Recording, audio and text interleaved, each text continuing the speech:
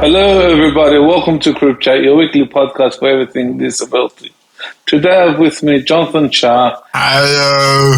Ibby D, myself, David D, and a special guest, Richard Witbreuk, chairman of The National Inclusive Transport Advocacy Network. Thank you very much for that, David. Welcome, Richard. How are you? Good, thanks. Thanks for having me. Tell us a bit about yourself and why you are interested in inclusive transport. I live in Tasmania after living in Melbourne for about 20 so years. Came back just before COVID. I'm interested in transport because professionally I'm a urban planner. I've always had an interest in transport and recently into inclusive transport because I think public transport plays a significant role for all people in being active within the community. Have you got a disability yourself? Yes, I do. I have 2 prosthetic limbs above the knee from birth. So, A person that is in a role of something for disability, if they have the disability usually, is a better fit and know where people with disability come from. yeah, we do fight for equality and better access for everybody, and public transport is a significant part of that and the barriers that we face. How does it feel when you hear about stories of disabilities being disadvantaged with the inaccessible transport options? Sometimes it's really heartbreaking hearing some of those stories, like people being left on platforms, not being able to catch the trains, having inaccessible bus stops, so can't catch public transport. It's very isolating. People want to engage and be part of the community. That disadvantages people from gaining, meaningful employment and being socially active. So it's really disappointing to hear some of those stories and the hardships people have to go through to just plan a journey. Look, I understand the struggles, being a person with physical disability myself. Often when there's inaccessible transport around, it makes it difficult for, me to travel, and it ruins my day. It does.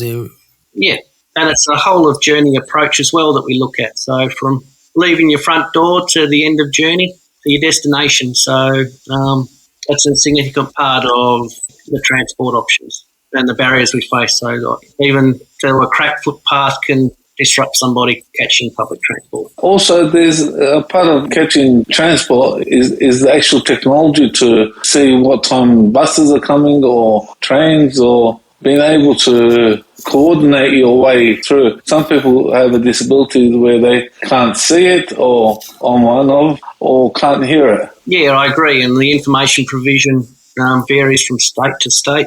I live in Tasmania and sometimes there's bus timetables on the bus stops, sometimes there isn't. Yes, you can call ahead to see when the bus is coming, but there's no real-time information either.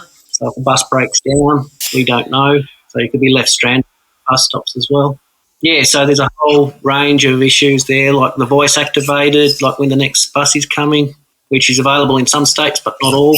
Victoria, on the train networks, for example, you can press the button and say next train is coming in on platform 1 in, say, 5 minutes. That doesn't happen in Tasmania, for argument's sake. So there's a whole range of different issues. And I suppose with NITAN, there was recently we provided a submission into the modernisation of the transport disability standards, accessible transport, public transport. There's always that research you got to do, when you want to go out and have a good time, I guess, catch all those public transports out there. Yeah.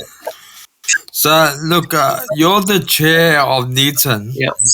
So, can you outline the work that you do at the National Inclusive Transport Advocacy Network? Yeah, absolutely. So, we're the national voice for people with disability. We're advocating for accessible public transport.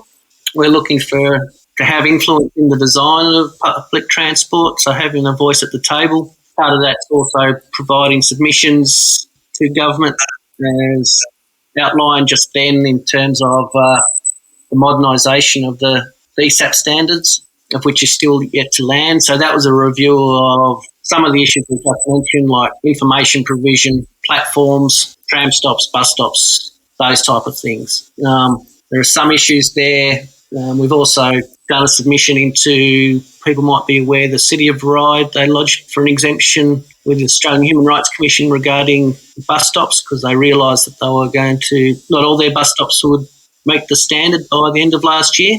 and the Human Rights Commission actually refused that application. So that was a significant win, if you like, for people with disability, because it shows they need to meet those standards. You just can't ignore them and hope they go away. We are people in the community, and an accessible bus stop isn't just a benefit for people with disability, probably benefits the entire community. Is there anything stopping all of Australia being equal to each other in every state with transport and accessibility? In regards to that, each state is obviously responsible for their own public transport systems. You got barriers here and there in every state. Yes, so some of it's poorly resourced. No state was 100% compliant in meeting the standards by the end of last year. And they had 20 years to actually achieve those standards, and not one state satisfied all of the standards. So we have a long way to go. Hopefully the modernisation process is part of that, because we all aim to be able to catch public transport more conveniently, have information systems that provide accessible for all, better wayfinding, those type of issues. And the compliance, it's not very transparent at the moment. We're not 100% sure if all the standards and the reporting is consistent state by state. They might use different methodologies or interpretations. So, yeah, we would like to see probably an independent body do independent audits and make those transparent, and the reasons why, say, stakeholders aren't complying, and then put them on timeframes to make them comply. Yeah, I guess when compared to other countries, Australia is a bit behind in its transport. Speaking of policy, how did it feel when transport was made a policy priority of Australia's disability strategy? And give us an insight into how it is being implemented. It's significant because it's part of an effective, inclusive community public transport. It's also integral to housing and service provision. So federal government, it's all levels of government have a role to play, so federal, state and local. So it's a whole of government approach, but every department needs to take responsibility for it. It's not siphoned off to, say, just the disability minister or department. Every level of government and every department has a role to play. It's not just government, it's also the service providers. They should be held accountable as well, and they just need to provide commitments, and not just commitments through budgets, but also facilitating better services for all. Very important, of course. Richard, do you think that it'll be a good idea to have people with a disability in a committee themselves testing the actual transport network, reporting things where they can be improved? Well, ideally, we'd like to see some kind of co-design consultation with people with disability when public transport systems are looking for improvements. Consult with us. Don't come to us after they've implemented something and say, oh, look what we've done, and failed miserably on providing a service because they've forgotten a certain sector. Talk to us, and we can help with the design. I don't think we will put up too many barriers. People with disabilities can usually provide good solutions to what people perceive as insurmountable problems. Because what they think works doesn't usually work. Or there's flaws in it. So I'm not saying everything's going to work straight away. It is a bit of a journey sometimes. Don't ignore it. The disability sector, once you can provide for the disability sector, you're usually going to provide for everybody in the community. It's going to have benefits for everybody, and usually the benefits are long-term, so you don't have to keep reinventing a wheel. There is a lot of work to be done. And look, when we look at our great mentors like John Bruce Roxon and also Graham Means, we are doing great work leading, disability inclusion.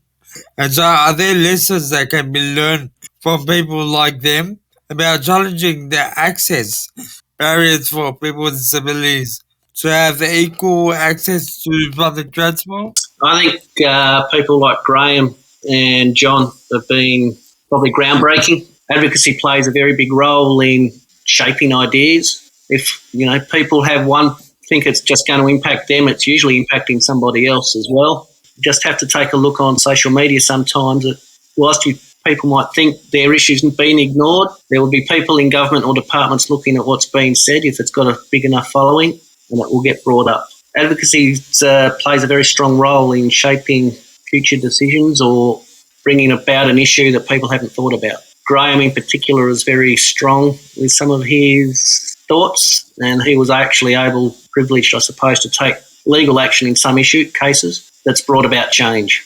Good advocacy can bring change. It might not happen straight away, but it can bring change and people along with you. It will happen over time, man. Slowly get there. So you advise people to be stubborn and keep going for it if your change doesn't happen? Yeah, if your issues, with not getting equal service or access because you're disabled, then fight, stick up for your rights. We have right to public transport. We have rights to health and employment. So stand up. Well, we have rights to be equal. Exactly. But I don't think it's about being stubborn, rather using our voice, to make change, to create change for services that are accessible to everyone. Very important. Richard, is there anything else that you would like to share with our audience? So any final thoughts? I suppose I haven't touched on. So Unitan's been around for probably about 3 to 4 years, runs under the auspices of the Australian Federation of Disabled Organisations. So we've got some peak bodies that are on the NITAN. We meet quarterly, and currently we're just beginning to look at the aviation green paper. And that has a section on disability and how the aviation sector could improve. And we all know that aviation flying creates many issues for people with disability. So so that's kind of there that we focus on. I suppose national transport issues that we can hopefully influence and create change for. Yeah, no, that's awesome.